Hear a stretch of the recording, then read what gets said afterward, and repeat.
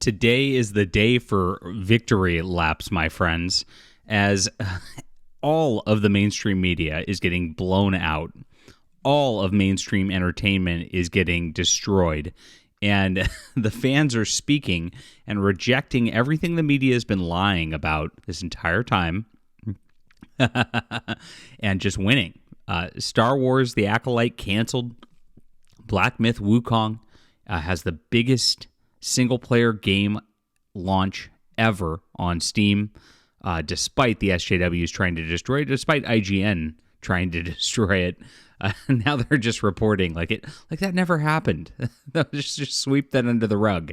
Let's sweep for the mainstream video game media. It's so funny. We're going to get into all of this in just a moment because this is great stuff. Wow. Amazing. And it could not happen to a nicer mainstream media. And it actually, it looks like a pretty good game, too. All right, my name's John Delarose. I am the #1 best-selling comic creator of The Hidden Emperor, which is on Kickstarter right now. I would love for you to support alternative media and grab this. Back this today, guys. We are having a wonderful, wonderful campaign. And again, it's a testament to people like you that you actually care about good works, good fiction, good comic books, good video games, good TV shows.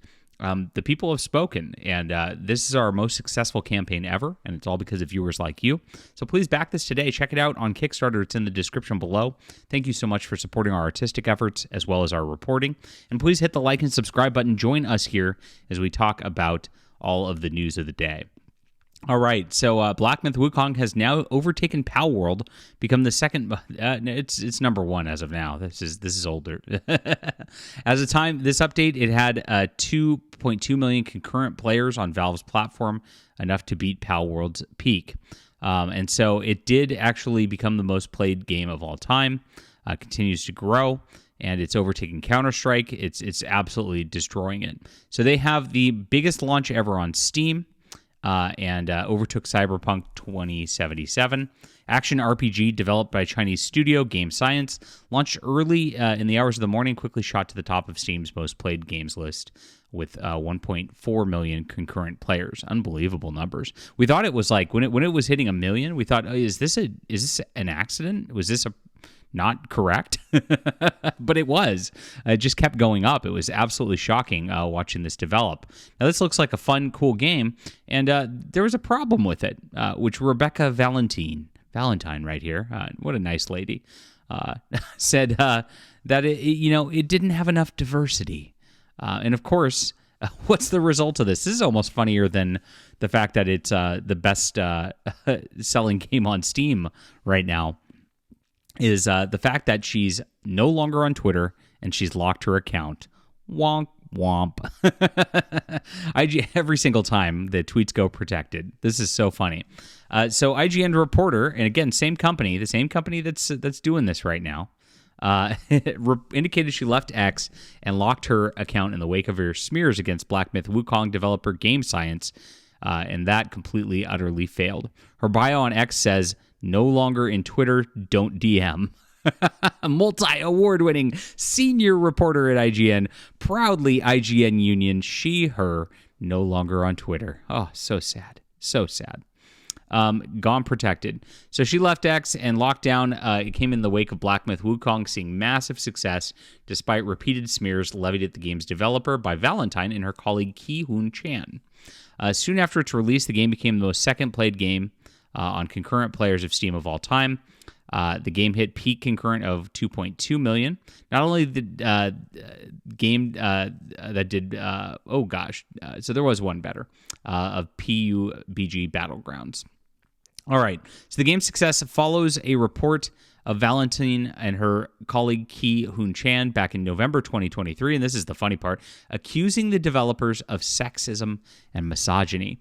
The duo reported several posts have surfaced from Chinese social media website Weibo and written by individuals from the studio that contain multiple references to genitalia and sexual innuendos. Oh, she was so triggered. She was triggered. They also stated that this was coupled by recruitment posters by the studio produced in 2015, which featured images and headlines that point to a culture of ingrained sexism at Game Science. See, I read this kind of thing from IGN, and I go, wow, that makes me want to buy and play the game. This is based. Let's go. At this point, honestly, if the media tries to do this and they try to run a smear campaign like this and they use the sexism word, the racism word, the homophobia and transphobia words, at that point, you know that the people developing the game are actually competent. They're doing something good, and that's exactly why the media is going at them. Every single time this is the case. These smear campaigns are not working. They're backfiring every single time now, because what happens is gamers are saying, we're done with you telling us what we're allowed to like and what we're allowed to not like. We're sick of this.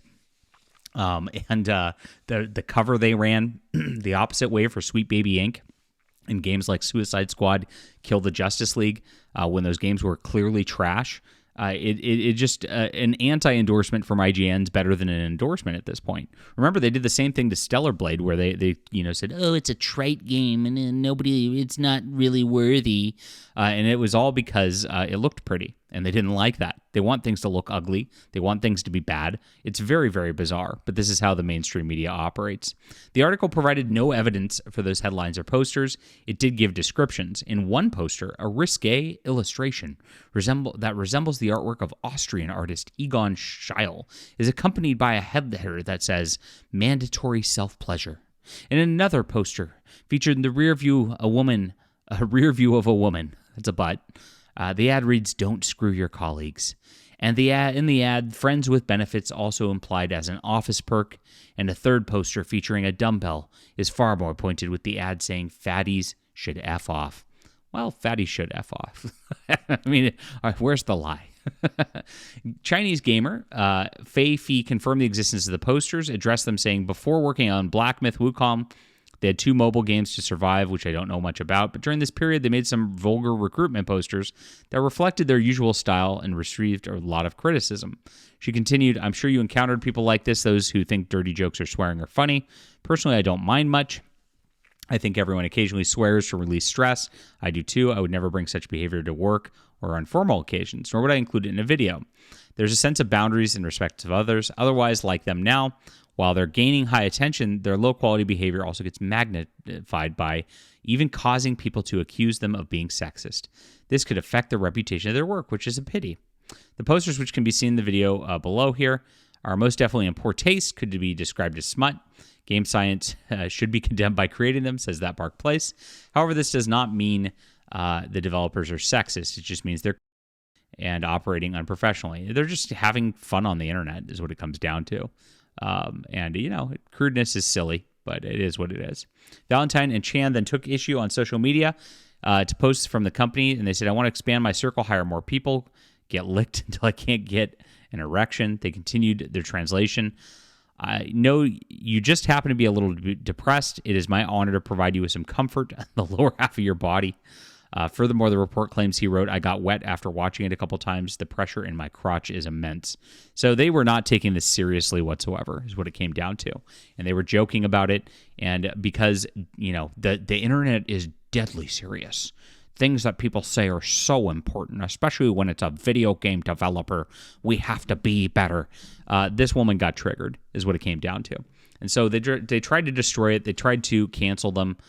Because they were joking around on the internet, and it didn't work. Nobody cared. And that's the thing. If you just don't back down, this is the lesson, because these guys didn't back down. They didn't apologize. They didn't diversity hire. They didn't go out there and try to be better. They didn't hire Sweet Baby Inc. to help fix their, quote, problematic behaviors or anything like that. They just decided to just say, screw you. We made some jokes on the internet. We're going to work and make a really good video game that everybody likes and just work. And when you do that, and when you just put in the work, it doesn't matter if you have some fun. I mean, I get people trying to cancel me all the time. I have a weird unhinged article written about me today, which of course, goes crazy on me because I made some jokes back in 2016 saying I was going to troll some SJWs, which is a good thing. Everybody should troll SJWs.